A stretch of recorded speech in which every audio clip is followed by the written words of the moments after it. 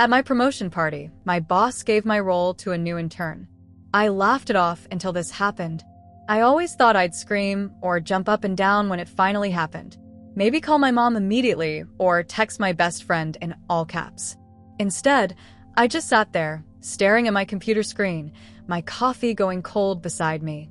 After 6 years of busting my back for this company, the email I'd been dreaming of finally landed in my inbox. I was getting promoted.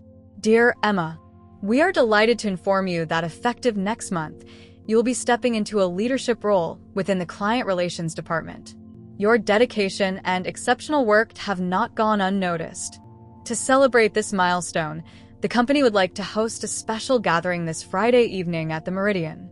You're encouraged to invite family and close friends to share in this achievement. Warmest congratulations, Richard Thornton, CEO. 6 years. 6 years of missed birthdays and canceled vacations. Of explaining to my parents why I couldn't make it home for the holidays again. Of watching friends get engaged, married, and have children through the blue light of my laptop screen at 2 a.m. while I finished just one more report. And now this golden email. Validation in my inbox, wrapped in corporate letterhead. I closed my eyes and let myself feel it. The relief washing over me like a warm tide. The vindication. The simple, uncomplicated joy of being seen. Someone's looking happy, Jen from accounting said, pausing by my desk with a stack of folders. Good news? I nodded, not trusting my voice yet. I got the promotion. I managed, the words still feeling foreign on my tongue. Emma, that's fantastic. She set down her folders and squeezed my shoulder. About damn time. Everyone knows you practically run this place already. Thanks, I said, warmth spreading through my chest. I still can't believe it's real. Oh, it's real. And it's deserved. We should grab lunch to celebrate. I promised to text her later, and as she walked away, I pulled up my phone. Who to tell first? Mom would cry. Dad would pretend not to, but would immediately start researching what kind of car a woman in my position should drive. My younger sister would demand we go shopping for a boss lady wardrobe. And my best friend Aisha would insist on taking me out for tequila shots and dancing, even though we're both definitely too old for that now. Instead of calling anyone, I took a screenshot of the email and sent it to our group chat with the caption, "Guess who's finally moving up in the world?" The responses were immediate. Mom, oh, Emma, Dad, and I are so proud. Call me. Dad. Well done, kid. Always knew you had it in you. Lily. My sister is a boss bitch. Aisha. Holy shit, finally. We're celebrating hard this weekend. I smiled at their excitement, already imagining them all at the company party on Friday. Mom would tell everyone who would listen about how I used to organize my toys by color and size. She was always meant for management. Dad would shake hands with all the executives, standing up straighter than usual. Lily would charm everyone with her bubbly personality, while secretly judging their outfits. And Aisha would be my rock, the one who'd seen me cry in frustration over this job more times than I care to admit. The party. Right. I glanced down at my serviceable but uninspiring navy blazer and sensible pumps. This wouldn't do for a celebration of this magnitude. For once in my life, I was going to splurge on something that wasn't practical. Something that said, I've earned this. During my lunch break, I slipped out to the boutique 3 blocks from the office. I'd always window shopped there, admiring the elegant clothes that seemed made for a version of myself that existed only in my imagination. The professional woman who commanded respect without having to raise her voice. The woman who walked into a room and made people sit up straighter. Can I help you find something? The sales associate asked. I need an outfit for a promotion party, I said, the words still tasting new and strange. Something special. An hour later, I returned to the office with a garment bag containing a sleek emerald green dress that cost more than my monthly grocery budget. But when I tried it on in the store, looking at my reflection in the 3-way mirror, I didn't see frugal, reliable Emma who brought homemade lunches and took the bus to save for a theoretical future. I saw the woman I was becoming, the woman who deserved this promotion. As I settled back at my desk, a notification popped up on my screen. A calendar invite for a meeting with Richard and the head of HR tomorrow morning, probably to discuss the details of my new position. My stomach fluttered with a mix of excitement and nerves. But beneath that, something else stirred. A small, nagging feeling I couldn't quite place. Why now? After 6 years of exceeded targets and glowing performance reviews, what had finally tipped the scales in my favor? Nothing had changed in my work output. If anything, the past quarter had been unusually quiet. And why the rush to celebrate? The email said the promotion would be effective next month, but the party was this Friday. In all my years at the company, I'd never seen them move this quickly on anything, let alone a party with an external venue. I shook my head, pushing the thoughts away. This was what happened when you spent years being overlooked. You became suspicious of good things. I was ruining my own moment with needless worry. My phone buzzed with another text from Aisha. I'm still in shock. You've worked so hard for this. I'm going to need all the details about that snake Richard finally seeing your worth. I smiled, typing back, I know. I've got a meeting with him tomorrow to discuss. And I bought a new dress that costs more than my car payment. Good. It's about time you treated yourself like the queen you are. I put my phone down and tried to focus on work, but my eyes kept drifting back to the email. The golden email that changed everything. Finally, all those sacrifices had paid off. All those nights I'd lain awake wondering if I was wasting my life, if I should have taken that risk and started my own consulting firm like Aisha had urged me to. Now I had my answer. Patience and persistence had won out. I was exactly where I was supposed to be. So, why couldn't I shake this feeling that something wasn't quite right? Friday evening arrived with a nervous flutter in my stomach. The meeting with Richard yesterday had been oddly brief. Just 15 minutes of vague talk about exciting changes and new directions. When I'd asked for specifics about my new role, he'd smiled that too wide smile of his and said, all in good time, Emma. Tonight's about celebrating you. The Meridian was one of those upscale venues with exposed brick walls, industrial lighting, and cocktails that cost as much as a decent meal. As I stepped out of the Uber, I smoothed down my emerald dress and took a deep breath. My family was meeting me inside, and Aisha had texted that she was running 10 minutes late. There she is. My mom's voice cut through the ambient chatter as I entered. She hurried over, pulling me into a tight hug that smelled of her signature perfume. Oh, honey, you look stunning. Doesn't she look stunning, Robert? My dad, uncomfortable in his only suit, nodded approvingly. Like $1 million, kid. Lily circled me, whistling low. Damn, sis. That dress is fire. You're gonna make all those corporate drones jealous. I laughed, some of my nervousness dissipating. That's the plan. The venue was filling up quickly. Not just with coworkers, but with executives I rarely interacted with, people from the top floor, who probably didn't even know my name until today. Richard spotted me and waved, gesturing for me to join him near the small stage at the front. The woman of the hour, he announced, a bit too loudly. His breath already smelled of scotch. Emma, we've set up a special table for you and your guests right up front. We'll be starting the presentation in about 20 minutes. I'd rehearsed a thank you speech in my head dozens of times last night. Nothing fancy, just acknowledging the team's support, expressing gratitude for the opportunity, maybe a light joke about finally getting a window office. Standard stuff.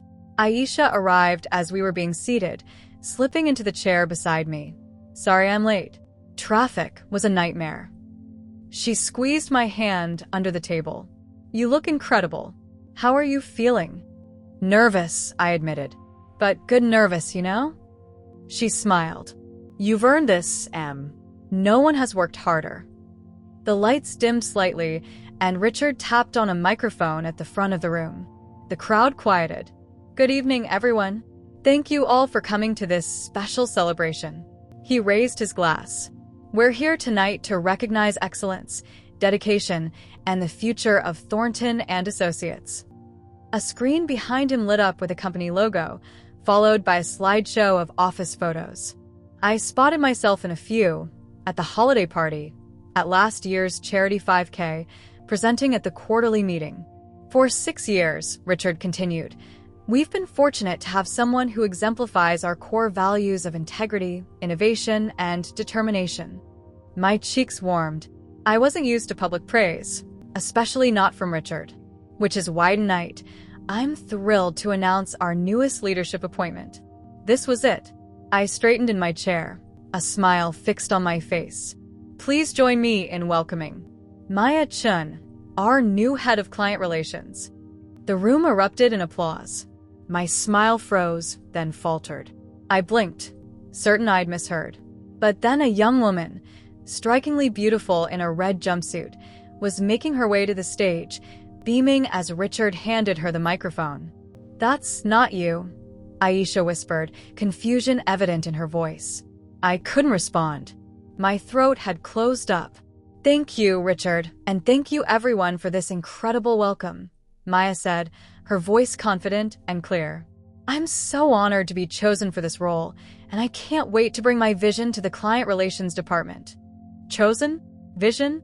My vision blurred at the edges. Who the hell is she? Lily hissed. The new intern. I managed, the words barely audible. She started 3 weeks ago. Maya continued speaking, outlining plans that sounded suspiciously similar to ideas I'd proposed in my last performance review. Ideas Richard had called interesting but not quite aligned with our current direction. My mother reached for my hand. Emma, what's happening? I couldn't answer. The room felt too hot, too crowded. The champagne I'd been sipping now threatened to come back up. And of course, Maya was saying, I want to thank Emma Wilson for her guidance these past few weeks. I have big shoes to fill. All eyes turned to me. Confused looks. Sympathetic smiles. Richard was gesturing for me to stand, to acknowledge the mention, as if I should be grateful for the crumbs of recognition. Mechanically, I rose and raised my glass, my face a careful mask. To Maya, I said, amazed at how steady my voice sounded when inside I was screaming. The toast echoed around the room. My family exchanged bewildered glances. Aisha's face had hardened into barely contained fury. As Maya wrapped up her speech and people began to mingle again, Richard approached our table, a younger man in an expensive suit beside him. Emma, I see you've met our rising star. He clapped the man on the shoulder. This is Justin, head of our Seattle office. He specifically requested to meet you tonight. Justin extended his hand. Emma, pleased to finally meet you. Richard tells me you're open to a change of scenery. Richard's smile didn't reach his eyes. We thought with your experience, you'd be perfect to help Justin establish our Pacific Northwest client base. It's a lateral move, of course, but the opportunity for growth is tremendous. A lateral move to Seattle, 3,000 miles away from everything and everyone I knew. I looked past Richard to where Maya stood, surrounded by admiring colleagues, wearing my promotion, speaking my words, living my life. It wasn't just humiliation burning through me now. It was something darker, something colder. Understanding. I wasn't being celebrated tonight. I was being erased. 3 hours later, everyone was gone except for the cleaning staff. I sat alone in my dark apartment, still wearing my emerald dress, now wrinkled from the long, humiliating evening. My phone had been buzzing nonstop, concerned texts from my family, increasingly furious messages from Aisha suggesting everything from lawsuits to slashing Richard's tires. I'd silenced it after we'd left the party, unable to discuss what had happened without breaking down. It wasn't just humiliating. It was strategic. I wasn't meant to rise. I was meant to disappear. The realization had hit me during Richard's conversation with Justin. The convenient opening in Seattle. The lateral move that would remove me from headquarters without technically firing me. It was too perfect, too planned. I opened my laptop. The screen's glow harsh in my darkened living room. If my suspicions were correct, there would be evidence. There had to be. First, I checked my email. The promotion message from Richard was still there, its wording careful upon rereading. Stepping into a leadership role. Not the leadership role. A special gathering. Not your promotion party. Every phrase constructed to avoid outright lies, while completely misleading me. I started digging deeper, searching for any mentions of Maya in internal communications. As a senior team member, I had access to a surprising amount of information: project histories, meeting minutes, departmental planning docs. Information they probably assumed I'd never have reason to comb through. That's when I found the first red flag. An email chain from 2 months ago between Richard and HR, discussing the transition plan. My name appeared alongside Maya's, with notes about minimizing disruption and maintaining client confidence during the handover. This was long before Maya had even been hired. My hands shook as I kept searching. There it was, the requisition for Maya's hiring, specifically requesting someone with a fresh perspective who could revitalize the client relations approach.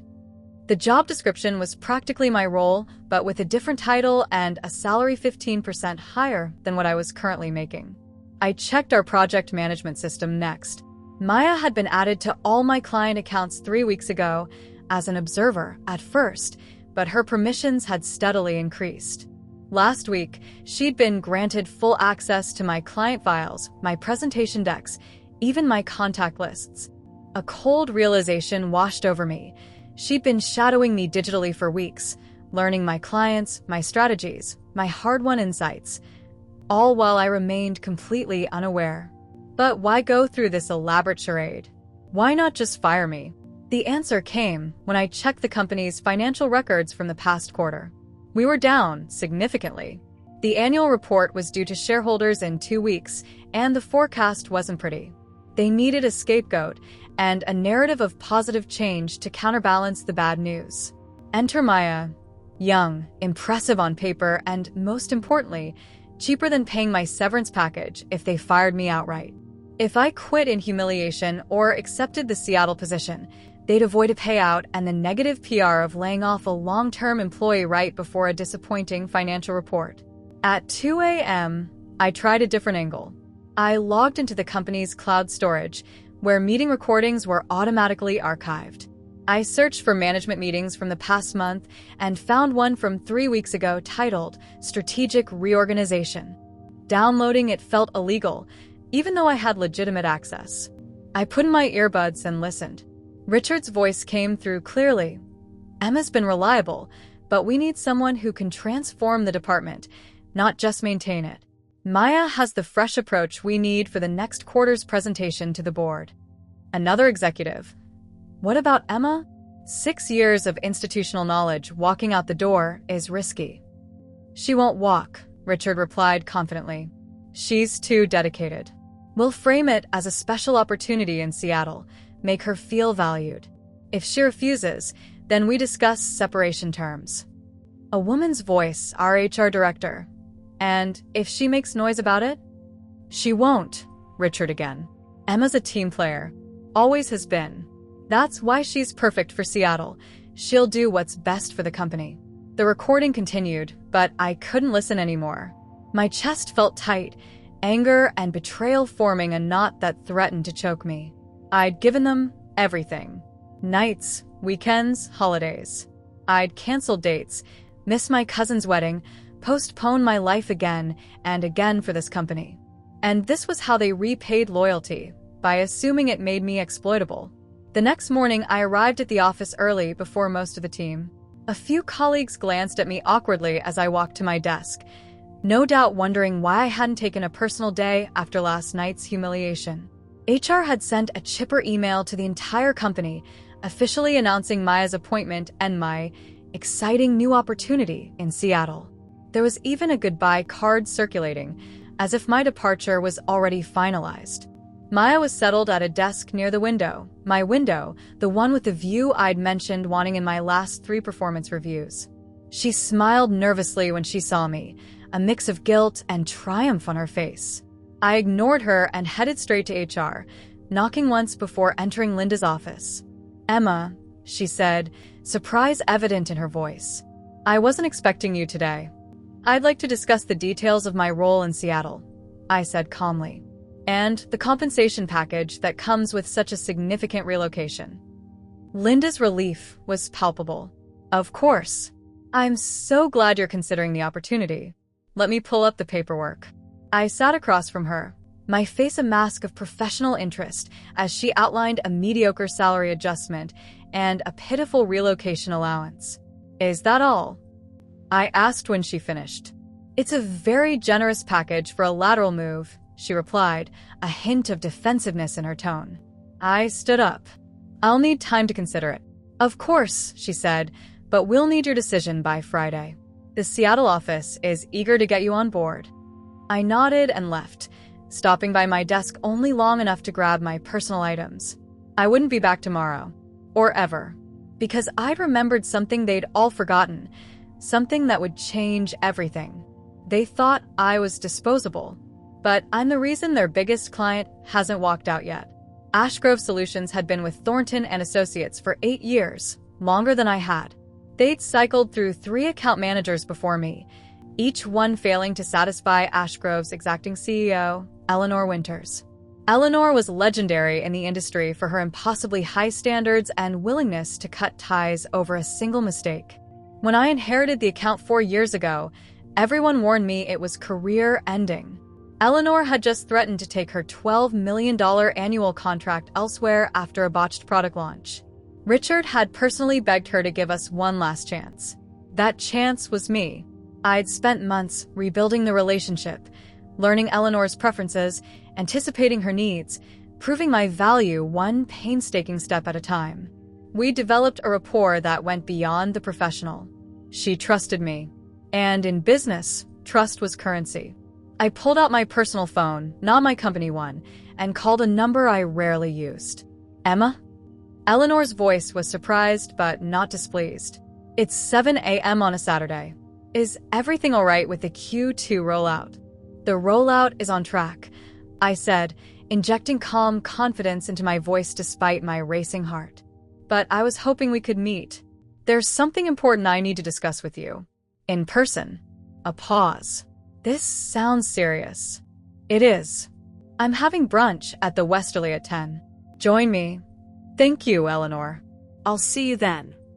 I hung up, both terrified and exhilarated by what I was about to do. The Westerly was the kind of upscale restaurant where the wealthy conducted their most delicate negotiations. I arrived 15 minutes early, dressed in a crisp white blouse and black pants, nothing like the defeated woman who'd sat in her dark apartment last night. Eleanor was already there, sipping an espresso at a corner table with perfect sight lines to both the entrance and the garden. At 58, she had the sharp features and penetrating gaze of someone who missed nothing and forgave less. "You look different," she said as I sat down. "Something's happened." I took a deep breath. "I'm being pushed out of the company." Her eyebrows rose slightly, the Eleanor equivalent of shock. "Explain." So I did. I told her about the fake promotion, the ambush at the party, the Seattle opportunity. I kept my tone measured, factual. Eleanor despised emotional appeals. "They've already given my position to a new hire," I concluded. "Someone who's been with the company less than a month." "Maya Chen," Eleanor said, surprising me. "Richard mentioned her when he called yesterday." My stomach dropped. "Richard called you?"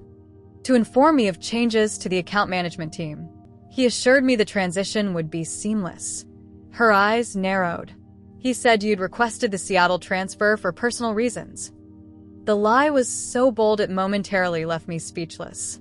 I'd underestimated how quickly they'd move to secure Ashgrove. "And what did you tell him?" I finally asked. "That I'd withhold judgment until I'd met Ms. Chen." Eleanor took another sip of her espresso. "Richard knows I don't like surprises." I nodded, recalibrating my approach. "Have you received the latest market analysis for the Peterson launch?" "Not yet. It's scheduled for Monday." "It doesn't exist," I said. "Maya hasn't done it. Couldn't have done it. She doesn't have access to the proprietary data we need. That comes through my personal relationship with Marcus at Trisecta Analytics." Eleanor's expression hardened. "Richard assured me everything was proceeding on schedule." "He lied. Just like he lied about me requesting a transfer." I held her gaze. "Eleanor, in 4 years, have I ever missed a deadline? Have I ever delivered less than what I promised?" "No," she admitted, "which is why this situation is concerning." I laid my hands flat on the table. The Peterson launch is 3 weeks away.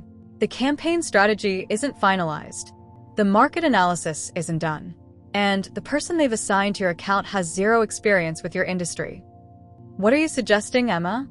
This was it, the moment I either salvaged my career or burned everything to the ground. I'm weighing my options, I said carefully. Several competitors have expressed interest in my expertise. I wanted to speak with you directly before making any decisions. Her eyes glinted with understanding. Because of our working relationship. Because I respect what we've built. I corrected. And because regardless of where I land, I want to ensure your launch succeeds. Eleanor studied me, her fingers tapping lightly against her cup. If you were to leave Thornton, would you take our account with you? I maintained a neutral expression, despite my racing heart. That would be your decision, not mine. But you're raising the possibility. I'm being transparent about the situation. Something Richard failed to do. Eleanor signaled for the check, a sign our conversation was concluding. I have a meeting with Richard on Monday morning to discuss the transition. I think I'll move it up to this afternoon. And Maya? I asked. I'll evaluate her capabilities myself. She stood, smoothing her immaculate blazer. But I should warn you, Emma, I don't appreciate being treated like a bargaining chip. Not by Thornton and not by you. I rose as well. That was never my intention. No. Her smile was slight but genuine. Then perhaps you've learned more from me than I realized. She reached for her purse. I'll be in touch after my meeting with Richard. Consider your immediate schedule clear. As she left, I remained standing, my mind racing through possibilities. I'd just played my biggest card. I hadn't explicitly threatened to take Ashgrove with me, but I'd made sure Eleanor understood that her prized launch was in jeopardy and that I was the only one who could save it. Now I had to prepare for the fallout, because if I knew Eleanor, and I did, Richard's weekend was about to be thoroughly ruined. They planned to erase me quietly. Instead, I lit the match. By Sunday evening, my phone was blowing up. First came the text from Eleanor. Meeting concluded. Call me. Next, a terse email from Richard requesting an urgent discussion first thing Monday morning. Then 3 missed calls from Linda in HR. Something had happened. Something big. Eleanor picked up on the first ring when I called her back. I'm impressed, she said without preamble. Richard turned 7 shades of red during our conversation. What did he say? I asked, pacing my living room. Many things, none particularly coherent. First, he tried to convince me that Maya was your hand-picked successor. When I mentioned the Peterson launch timeline, he claimed you'd already completed most of the work. She paused. That's when I informed him I knew for a fact the market analysis hadn't even started. My heart raced. And his response? He blamed miscommunication within the team, then tried to assure me that regardless of who handled my account, Thornton would deliver excellence. Her tone sharpened. I made it clear that excellence isn't a generic product they can assign to anyone with a business degree. Thank you for your support, I said cautiously. Don't thank me yet. I'm not supporting you. I'm protecting my interests. Another pause. Though in this case, those interests appear to align. After hanging up, I sat down at my laptop and began preparing for tomorrow. If Richard wanted an urgent meeting, I needed leverage beyond just Eleanor's dissatisfaction. I worked through the night, compiling a meticulous dossier of evidence, emails showing the planned deception, the strategic timing of Maya's hiring, records proving she'd been given access to my work weeks before the fake promotion. I even found slides from a presentation Maya had given Richard, slides that contained entire sections lifted verbatim from my previous proposals. Most damning of all was the financial data showing Ashgrove represented 22% of the company's annual revenue. Eleanor wasn't just any client. She was the difference between profit and loss this quarter. By 7 a.m. Monday, I was at the office, impeccably dressed and calm as still water despite my exhaustion. I'd arrived before even the early birds, wanting to be settled and ready when Richard came storming in. To my surprise, when the elevator doors opened at 8:15, it wasn't just Richard who emerged, but the entire executive board, 6 serious-faced men and women who rarely ventured below the top floor. Richard's face was ashen, his normally perfect hair slightly disheveled. They bypassed my desk and headed straight to the conference room. 10 minutes later, Maya arrived, looking confused when Linda from HR immediately intercepted her and led her to the same conference room. At 8:45, Linda reappeared at my desk. "The board would like to see you now," she said, her professional mask firmly in place, though I could detect a hint of strain around her eyes. I gathered my materials and followed her, conscious of my colleagues' curious stares. As we walked, I glimpsed Maya through the glass walls of a smaller meeting room, her eyes red-rimmed, angrily texting on her phone. The atmosphere in the boardroom was glacial. Richard sat apart from the other executives, staring fixedly at the table. At the head sat Diane Thornton, the company founder and chairwoman who normally remained above day-to-day operations. "Ms. Wilson," Diane said, gesturing to an empty chair, "thank you for joining us. We understand there's been a significant misunderstanding regarding your position within the company." I sat down, placing my folder of evidence on the table. I wouldn't call it a misunderstanding. A few of the executives shifted uncomfortably. "No," Diane agreed, surprising me. "Based on what we've learned in the past 12 hours, misunderstanding would be grossly inadequate." I remained silent, waiting. "Eleanor Winters contacted me personally yesterday evening," Diane continued.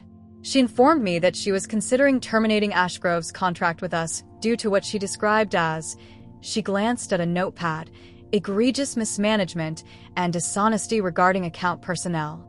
Now Richard looked up, desperation in his eyes. As I explained, "Be quiet, Richard," Diane cut him off without even looking his way. "Ms. Wilson, it seems several decisions were made without proper board approval or transparency. We'd like to hear your perspective." This was my moment. I opened my folder and began laying out documents one by one. "This is the email I received, supposedly offering me a promotion. This is the meeting recording where Richard and Linda discuss moving me to Seattle to avoid severance costs. These are access logs showing Maya was given my client files weeks before I was even told about changes to my role." With each piece of evidence, the boardroom grew more silent. By the time I showed them Maya's plagiarized presentation, two of the executives were openly glaring at Richard. "And this," I said, placing the final document on the table, "is an email I received from Trisecta Analytics this morning, confirming that without my personal authorization, Thornton has no access to the proprietary data needed for Ashgrove's product launch. Data that Eleanor is expecting in a presentation next week." Diane leaned forward. "What exactly are you seeking here, Ms. Wilson?" I met her gaze steadily. "Accountability, recognition of my contributions, and assurance that this kind of deceptive practice isn't the standard at Thornton." "That seems reasonable," she said, though her tone remained neutral. "The board will need to discuss this privately. Could you wait outside?" I nodded and gathered my evidence, conscious of Richard's pale, sweating face as I walked out. In the hallway, I saw Maya being escorted to the elevators by security, her personal items in a box. Our eyes met briefly, hers angry and humiliated, mine calmly observant. I felt no satisfaction in her downfall. She'd been a pawn in Richard's game just as I had been. 20 minutes later, Linda called me back in. The boardroom had transformed. Richard was gone, and the remaining executives looked simultaneously exhausted and energized, the way people do after making difficult but necessary decisions. Diane stood as I entered. "Ms. Wilson, we'd like to discuss your future at Thornton and Associates. We have a proposition for you." This time, I didn't need a party. Watching them squirm was celebration enough. 2 weeks after the boardroom showdown, I sat across from Diane Thornton in her top-floor office, the Manhattan skyline stretching behind her.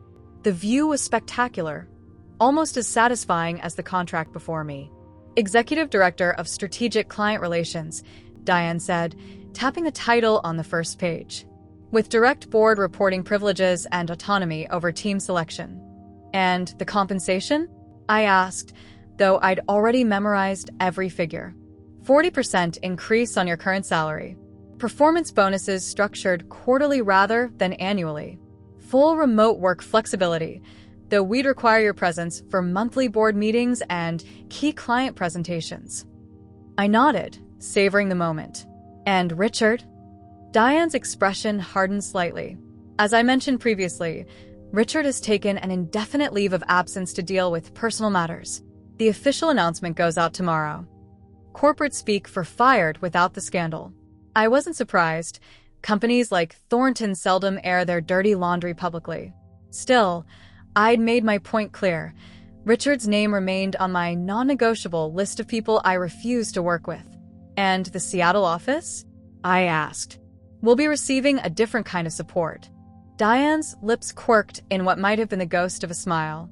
Your insights about the Pacific Northwest market's potential were quite persuasive. The board agrees that deeper investment is warranted, under proper leadership. Translation: Richard had been banished to Seattle, where he'd be supervised by people who knew exactly what he'd done. A demotion disguised as a strategic redeployment. Poetic justice. Then I believe we have an agreement, I said, reaching for a pen. As I signed, I thought about how differently this could have gone. If I hadn't uncovered their plan. If Eleanor hadn't valued our relationship enough to hear me out. If I hadn't compiled irrefutable evidence. We expect great things from you, Emma, Diane said, taking the signed contract. Especially with the Ash Grove launch next week. The presentation is ready, I assured her. Eleanor has already approved the final version.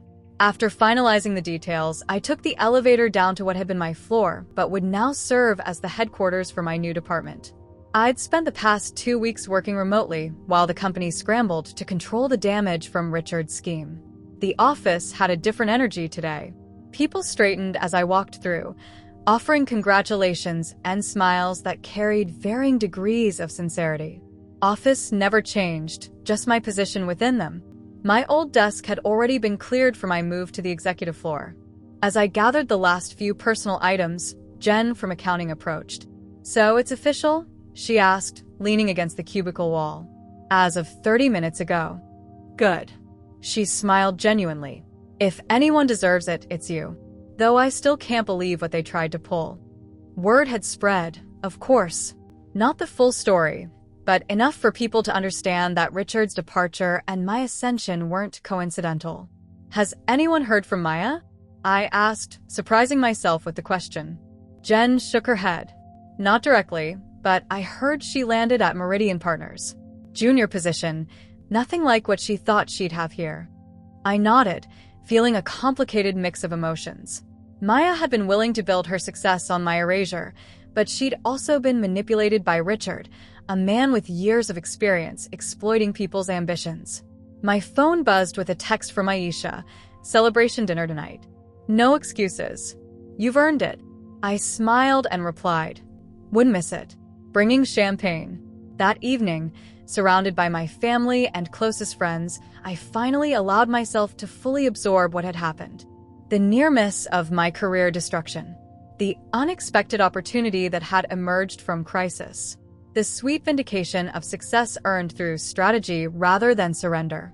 A toast, my father said, raising his glass. To my daughter, who reminded an entire company why you should never underestimate someone just because they've been patient.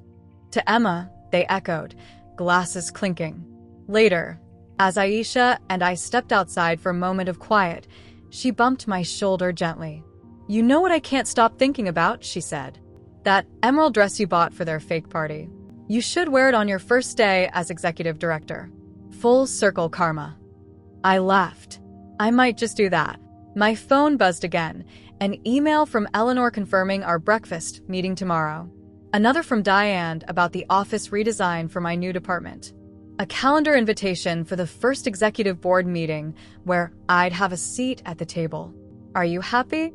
Aisha asked suddenly, studying my face. I considered the question carefully. Was I happy? The past 3 weeks had been a maelstrom of betrayal, strategy, confrontation, and triumph. I discovered both the depth of corporate ruthlessness and my own capacity for strategic thinking under pressure. I'm satisfied, I said finally, and ready. For what? I smiled, thinking of the plans already taking shape in my mind. The changes I would implement. the safeguards I would create to prevent what had happened to me from happening to anyone else on my team. For building something better, I replied. The next morning, I walked into Thornton and Associates, wearing the emerald dress, head high, steps confident. The security guard nodded respectfully as I badged in. The receptionist handed me my new access card with my updated title. The elevator whisked me up to the executive floor without the stops I'd grown accustomed to. As the doors opened, I caught my reflection in the polished surfaces of the executive suite, strong, poised, ready. I hadn't burned a bridge. I'd rebuilt the entire road. And this time, I was the architect.